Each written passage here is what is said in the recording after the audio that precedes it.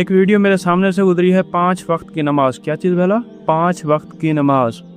5 वक्त की नमाज को आखिर 5 वक्त में क्यों कहा गया पढ़ने का? ये भी तो हो सकता था कि सारी नमाज बंदा एक ही टाइम में पढ़ लेता, या हर नमाज से एक ही टाइम होता, मतलब एक ही टाइम मखसूस होता, उसी में ही हर बंदा नमाज पढ़ लेता। आखिर 5 वक्त की नमाज को 5 टाइम्स में क्यों डिवाइड किया गया है? इसका टेक्निकल तरीके से साइंस क्या जवाब देती है, वो इस वीडियो में सुनो। क्या आपने कभी ये सोचा है कि अल्लाह ने फजर की नमाज ठीक उसी वक्त क्यों रखी जब हमारी नींद सबसे ज्यादा गहरी होती है? या असर की नमाज ऐन उसी वक्त क्यों फर्ज की गई जब हमारे अंदर दिन भर की थकावट, चिड़चिड़ापन और गुस्सा अपने उरूज पर होता है? हम में से बहुत से लोग ये समझते हैं कि ये सिर्फ एक इबादत का तरीका है या यूं ही कोई वक्त मुकर्रर कर दिया गया है, लेकिन हकीकत में ये कोई इत्तेफाक नहीं है। अल्लाह ने 5 वक्त की नमाजें बिल्कुल उन्हीं वक्तों में फर्ज की हैं जहां आपकी रूह और आपका दिमाग सबसे ज्यादा कमजोर होते हैं। दिन की शुरुआत फजर से होती है, दुनिया से मिलने से पहले अल्लाह से मुलाकात। सुबह के वक्त आपके जिस्म में एक खास हार्मोनल बदलाव होता है जिसे medical science cortisol awakening response कहती है। ये वो वक्त है जब रिस्क अता किया जा रहा होता है और फरिश्ते अपनी ड्यूटी बदल रहे होते हैं। अगर आप इस वक्त सोते रह गए तो आपने अपने पूरे दिन की बुनियाद ही कमजोर कर दी।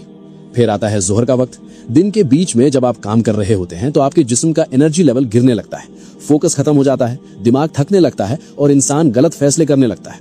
जोहर की नमाज आपके दिमाग के लिए अल्लाह की तरफ से एक परफेक्ट न्यूरोलॉजिकल रीसेट है। ये आपके दिमागी बोझ को खत्म करके आपकी तवज्जो को दोबारा बैलेंस करती है। अब बात करते हैं असर की, जिसे जज्बाती कमजोरी का वक्त कहा गया है। शाम से पहले के इस वक्त में इंसान अक्सर गुस्से में होता है, दूसरों पर भड़ास निकालता है और सबसे ज्यादा गलतियां करता है। इसीलिए अल्लाह ने कुरान की सूरे अल असर में वक्त की कसम खाई है।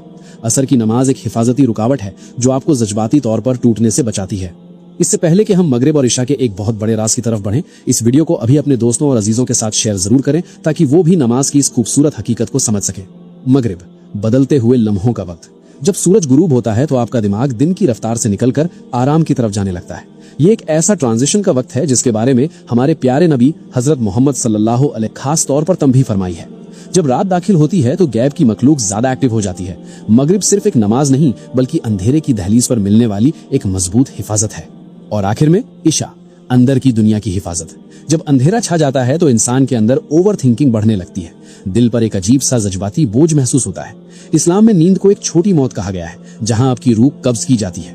इशा की नमाज गैब की दुनिया में दाखिल होने से पहले आपकी आखिरी हिफाजत है। याद रखिए, जब आप कोई नमाज छोड़ते हैं तो आप सिर्फ एक फर्ज नहीं छोड़ते बल्कि आप वो खास लम्हा खो देते हैं जो खालिक ने आपको संभालने और सुकून देने के लिए भेजा था। या अल्लाह हम सबको और हमारी नस्लों को 5 वक्त की नमाज कायम करने वाला बना दे। कमेंट्स में एक बार दिल से आमीन